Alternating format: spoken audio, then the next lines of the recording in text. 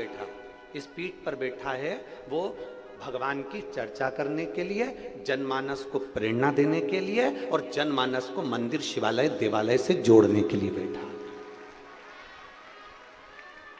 इस व्यासपीठ की गरिमा यह है कि इस व्यासपीठ से एक भी शब्द निंदा का ना निकले, किसी के लिए अपशब्द ना निकले।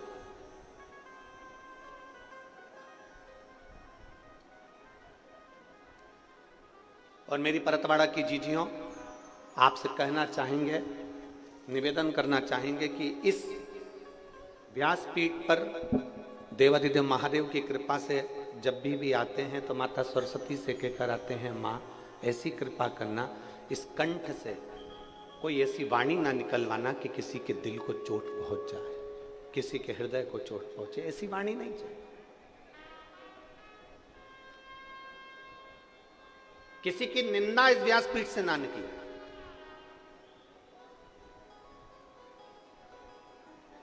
किसी व्यक्ति विशेष के नाम से कोई शब्द, कोई निंदा इस व्यासपीठ से ना निकले, इस गादी से ना निकले। कारण निंदा का प्रतीक, निंदा का फल क्या है, निंदा का पाप क्या है, ये हमारे शास्त्र कहते आए।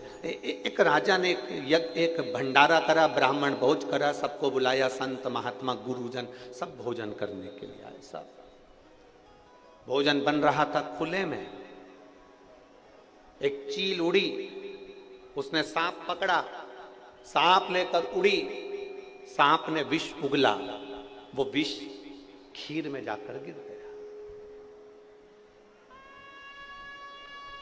खीर में विष गिर गया।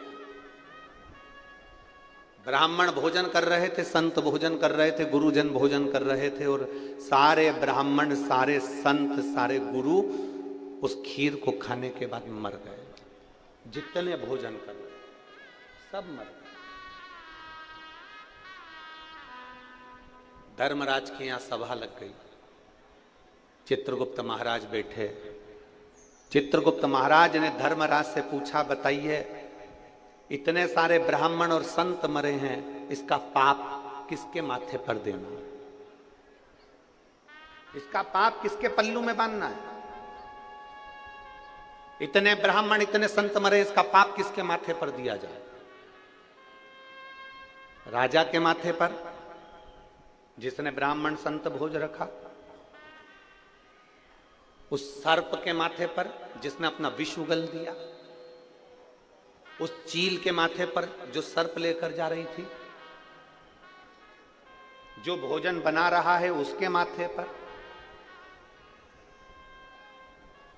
इतने सारे ब्राह्मण संतों के मरने का पाप किसके माथे पर दिया जाए? बोलो धर्मराज, बताइए। मैं किताब लेकर बैठा हूं, मुझे इसमें निर्णय देना है, आप बताओ किसके माथे पर दिया जाए? धर्मराज ने कहा 4 दिन रुक जाओ, उसके बाद में निर्णय लेंगे कि इसका पाप किसके माथे पर दिया जाए। 4 दिन निकले, राजा के नगर में 4-5 संत ब्राह्मण और आ गए। उन्होंने एक स्त्री से पूछा, माता जी राजा का भवन कहाँ है? स्त्री ने पूछा, क्यों? हमें भूख लगी है तो राजा के भवन में हम भोजन करेंगे।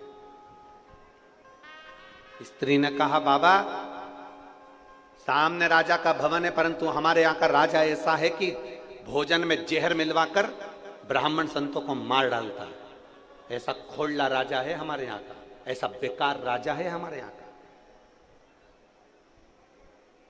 संत ब्राह्मण वापिस लौट गए।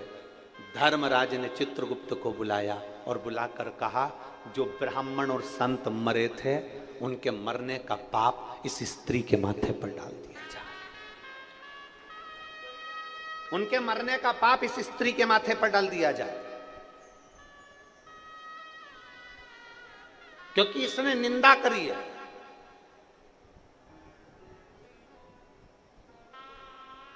ये निंदा कर रही है। एक छोटी सी निंदा सामने वाले के पाप को हमारे माथे पर चढ़ा देती है। शिव मंदिर में जाना, शंकर के मंदिर में एक लोटा जल समर्पित करने के लिए जाना, देवादिदेव महादेव के मंदिर में एक लोटा जल समर्पित करने के लिए जाना, भगवान शंकर के मंदिर में एक लोटा जल समर्पित करने के लिए जाना, शिव के दरवाजे पर अगर एक लोटा जल समर्पित करने के लिए जाना, भगवान देवादिदेव महादेव के पास अगर जाना तो ये प्रयास कर कर जाना कि मैं शंकर के मंदिर में जब तक रहूं, मैं शंकर के मंदिर में जाऊं और आऊं, तब तक मेरे मुख से भोलेनाथ ऐसी कृपा करना कि किसी की निंदा ना निकल जाए, किसी की निंदा मेरे मुख से ना, किसी की निंदा ना निकले। बन सके तो हमसे भजन बने। आप अपने घर से लोटा भरकर जब जल लेकर निकलो ना, तो जल लेकर निकलो तो मुख से श्री शिवाय नमस्तु, श्री शिवाय नमस्तु, श्री शिवाय नमस्तु। जब आप निकले अपने घर से, भगवान का मंत्र जाप करते हुए चलें, श्री शिवाय नमस्तुभ्यम बोलते हुए चलें, पंचाक्षर मंत्र नमः शिवाय बोलते हुए चलिए, षडाक्षर मंत्र ओम नमः शिवाय बोलते हुए चलिए, भगवान का भजन गुनगुनाते हुए चलिए। ये मत सोचना कि कौन हमको देख रहा है, कौन हमको नहीं देख रहा।